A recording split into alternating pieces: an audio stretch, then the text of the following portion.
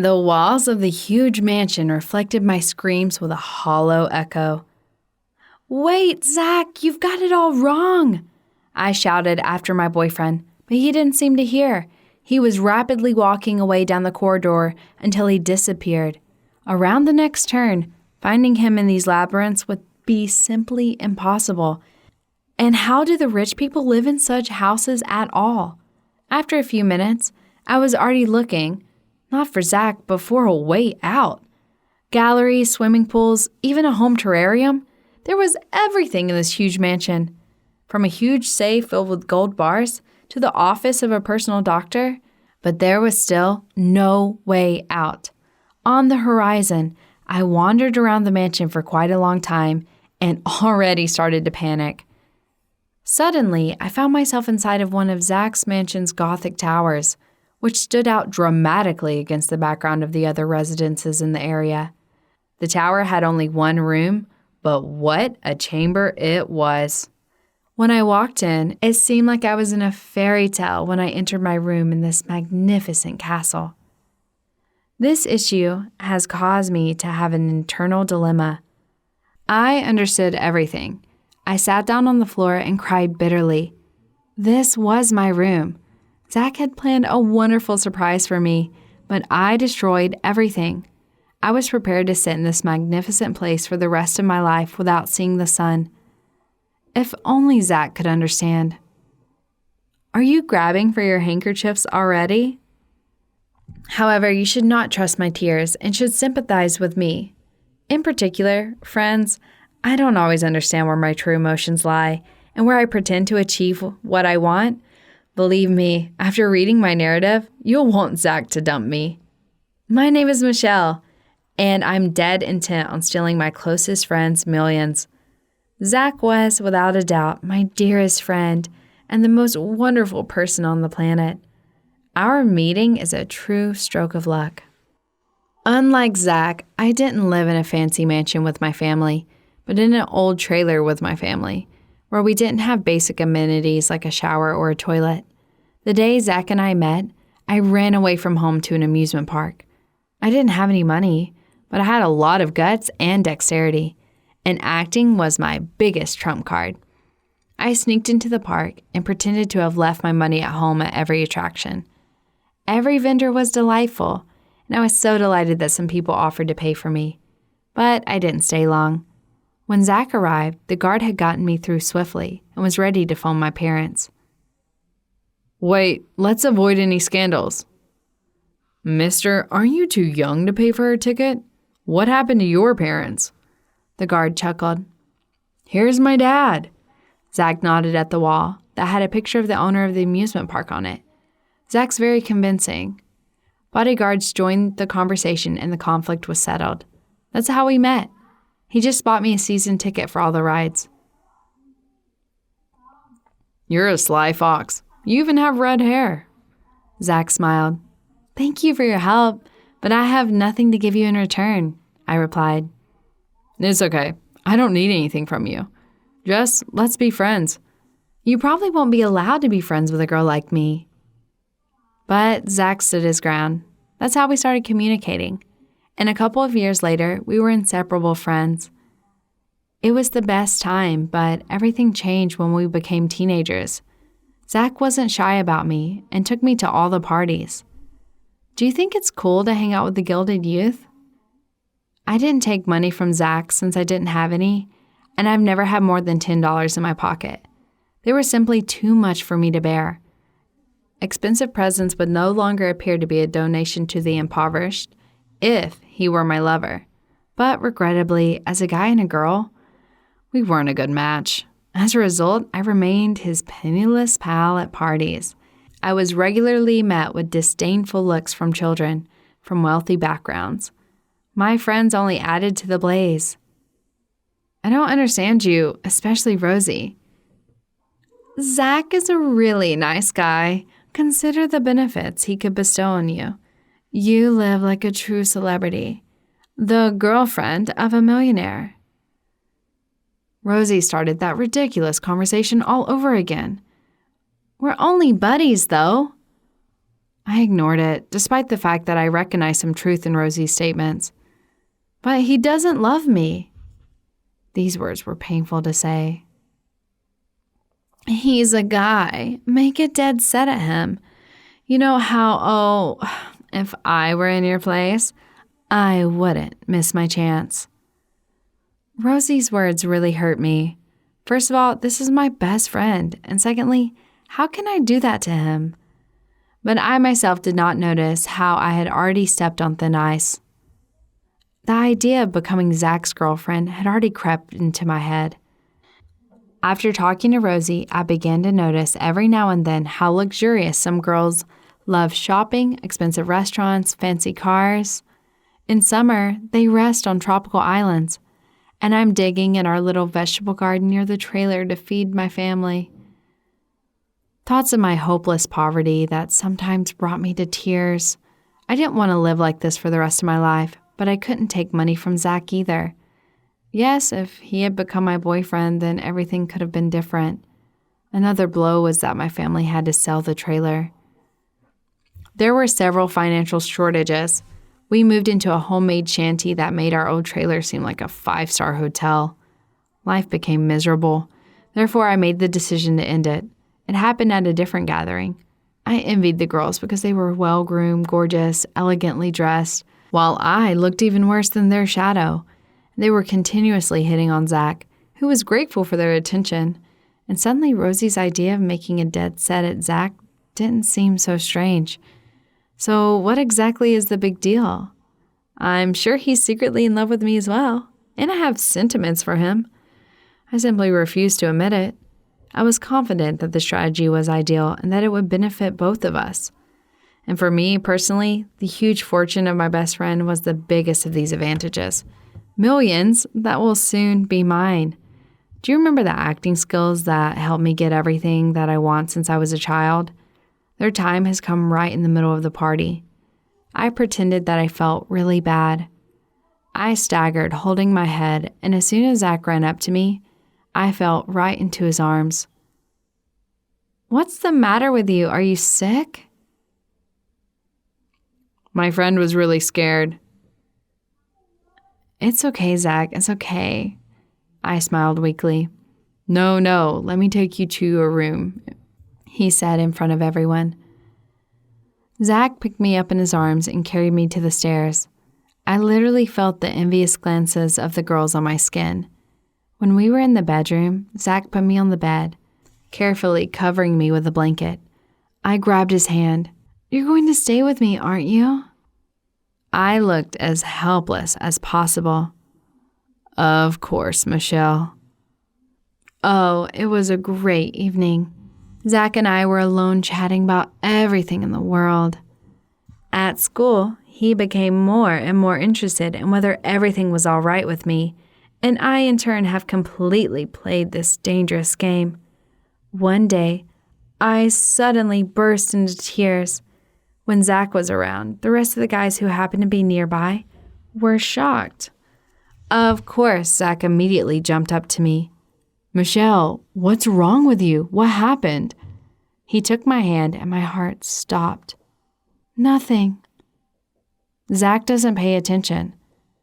It's just that I couldn't contain my emotions.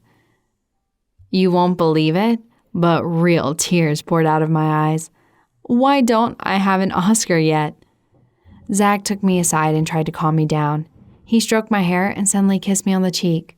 It's so good that I have you. I clasped to Zach's heart.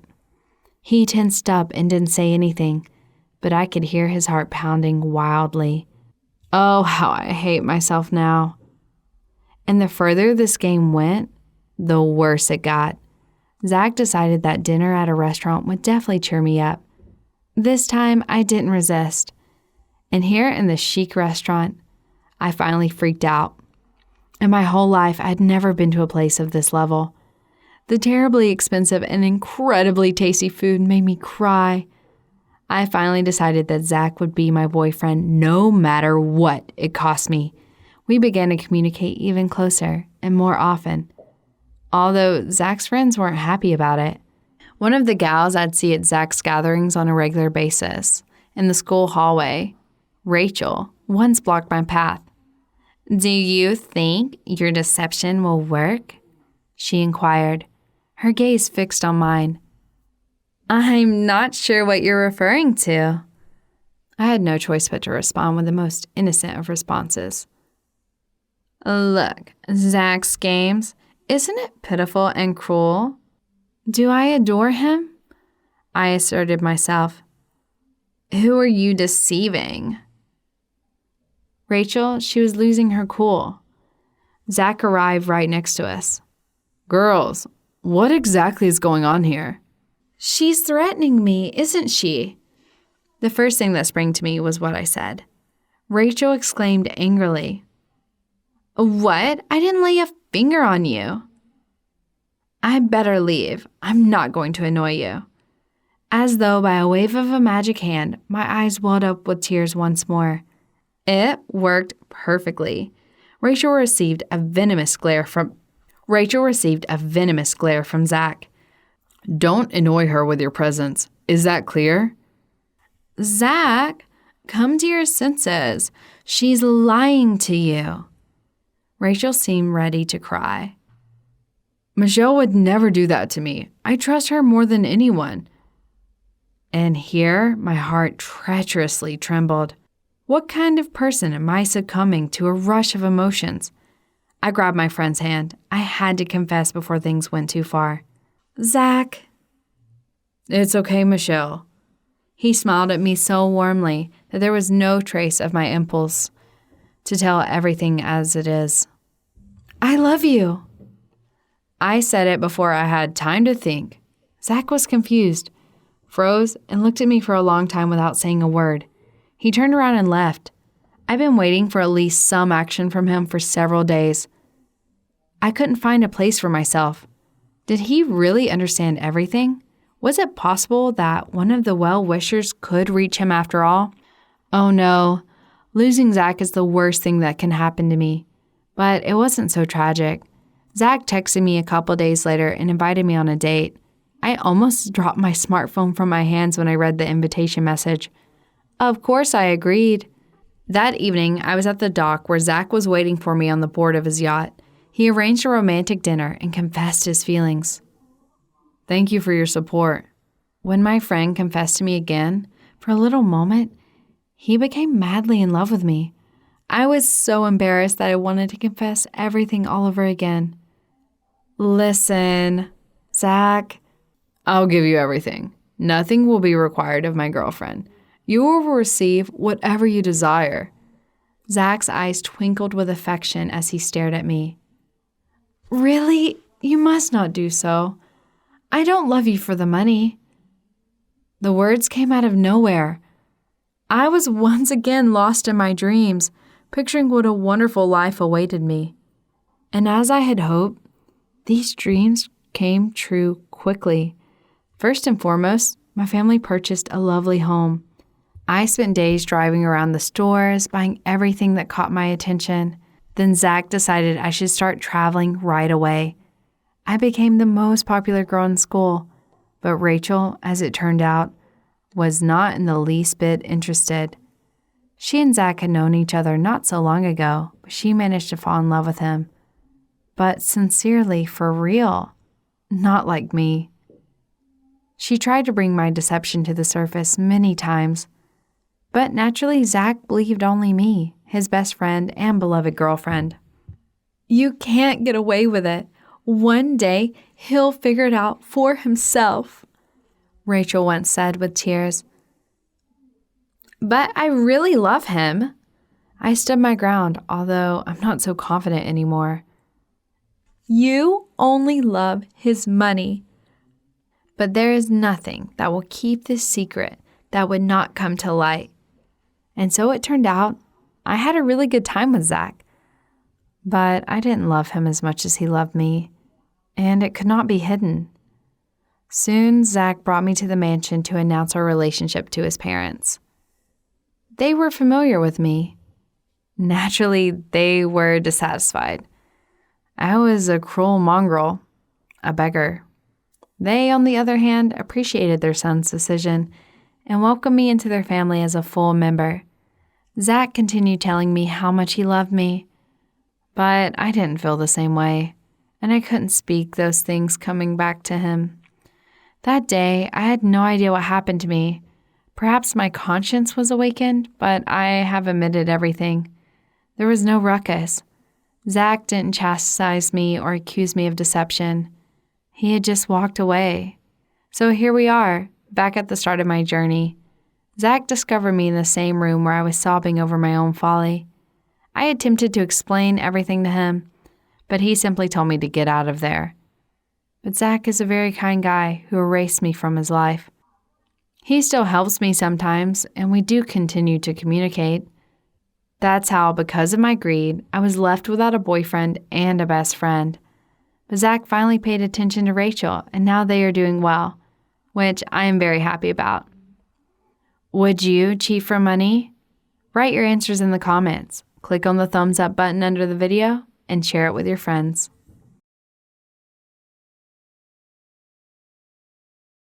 Michael Richard rubbed his back and yawned. He was exhausted from chopping wood all day in the forest close to his home. He couldn't wait to get home to his wife and family. He could almost smell the pot of stew that his wife would have waiting for him. He picked up his bag of logs, slung it over his shoulder, and started making his way along the path that led him out of the forest. When he reached the main road, he couldn't help but think about all the mysterious disappearances of several people from his town that year. Almost all of them had last been seen in the area close to his home. He pushed the thoughts to the back of his mind and set off home. When he arrived at his cottage, he was surprised to see the lights were all off. That's weird. I would have thought everyone would be home by now. He opened the door, and as he stepped inside the house, he let out a gasp of shock. Standing in his kitchen was a weird-looking creature. It looked about 2 meters tall and had long, gangly arms. It looked extremely malnourished. But that wasn't the strangest thing about it. The most disturbing thing was its eyes. They were completely devoid of any pigmentation. When Michael had entered the house, he hadn't noticed the figures lying on the floor. But now he did. He screamed out loud when he realized that his whole family was lying there, all of them dead to the world. He just stood there, frozen in horror at the sight. He didn't even move when the creature started advancing towards him. Welcome back to SCP Exposed. Today we bring you the Euclid class subject, SCP-096, the Shy Guy. SCP-096 is a humanoid creature measuring approximately 2.38 meters in height. The subject shows very little muscle mass, with primarily analysis of body mass suggesting mild malnutrition. Its arms are grossly out of proportion with the rest of the subject's body, with an appropriate length of 1.5 meters each. The skin is mostly devoid of pigmentation, with no signs of any body hair. Its jaw can open 4 times the norm of an average human. Other facial features remain similar to an average human, with the exception of the eyes, which are also devoid of pigmentation. It is not yet known whether SCP-096 is blind or not. It shows no signs of any higher brain function and is not considered to be a sapien. SCP-096 is normally extremely docile, with pressure sensors inside its cell indicating it spends most of the day pacing by the eastern wall. However, when someone views its face, whether it be directly via video recording or even a photograph, it will enter a stage of considerable emotional distress. It will cover its face with its hands and begin screaming, crying, and babbling incoherently. Approximately 1 to 2 minutes after the first viewing, SCP-096 will begin running to the person who viewed its face, who will from this point be referred to as SCP-096-1. Documented speeds have varied from 35 km per hour to 50 km per hour and seem to depend on the distance from SCP-096. At this point, no known material or method can impede SCP-096's progress. The actual position of SCP-096-1 does not seem to affect the subject's response. It seems to have an innate sense of SCP-0961's location. However, this reaction does not occur when viewing artistic depictions upon arriving at SCP-0961's location. The subject will proceed to kill SCP-0961. 100% of cases have left no traces of SCP-0961. The subject will then sit down for several minutes before regaining its composure and becoming docile once again. It will then attempt to make its way back to its natural habitat due to the possibility of a mass chain reaction, including breach of Foundation secrecy. Once again, it will then attempt to make its way back to its natural habitat to the possibility of a mass chain reaction, including breach of foundational secrecy and large civilian loss of life. Retrieval of the subject should be considered. Alpha priority SCP-096 is to be contained in its cell in a 5x5 meter airtight steel cube at all times, with weekly checks for any cracks or holes are mandatory. There is to be absolutely no video surveillance or optical tools of any kind inside its cell. Security personnel will use pre-installed pressure sensors and laser detectors to ensure the subject's presence inside the cell. Any and all photos, videos, or recordings of SCP-096's likeness are strictly forbidden without approval from one of the Foundation's senior doctors. The following is a transcript of an interview held between Dr. Andrews and Captain Mark's former commander of Retrieval Team, Zulu 9A. It always sucks to get initial retrieval duty. You have no idea what the damn thing is capable of. Besides what jacked up information the field techies can scrape up, you're lucky if they can even tell the whole story. They told us to bag and tag. They didn't tell us about not looking at the damn thing, said Captain Marks. Can you describe the mission? Please ask Dr. Andrews. Yeah, sorry. We had 2 choppers, one with my team and one to back up with Zulu 9B. And Doctor, we spotted the target about 2 clicks north of our patrol path. I'm guessing he wasn't facing our direction, or else he would have taken us out then and there. Your report says SCP-096 didn't react to the cold. It was -10 Celsius. Actually, it was -15. And yes, it was brought naked and didn't so much as shiver. Anyway, we landed and approached the target, and Corporal Miller got ready to bag it. That's when Dr. Woods called. I turned to answer it, and that's what saved me. The target must have turned, and my whole squad saw it. That's when SCP-096 entered an agitated, emotional state. Yep, Captain Mark seemed to hesitate before continuing. Sorry, we got the willies for a second. That's alright. Yeah, well, I never saw its face. My squad did, and they paid for it. Can you describe it a little more, please? It started screaming at us and crying. Not animal roaring, though. It sounded exactly like a person, real creepy. We started firing when it picked up Corporal Miller and ripped off his leg. He was screaming for our help. We were blowing chunks out of the target, round after round, but it didn't do anything.